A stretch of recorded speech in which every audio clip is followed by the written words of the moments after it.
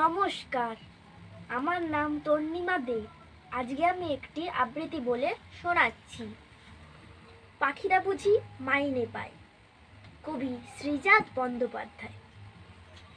পাখিরা বুঝি মাইনে পায়, মেঘেরা বুঝি অফিস যায় রোজ, হাওয়ার বুঝি ব্যবসা আছে কোনো, নদীর বুঝি চুক্তি হলে তবেই করে সমুদ্রের খোঁজ, ঝর্ণা বুঝি বিকোয় কখনো, দূরের দেশে শব্দ হয়, শব্দ ভেসে আসে, মুদ্রাহীন সেই রঙিন শব্দ ভেসে আসে।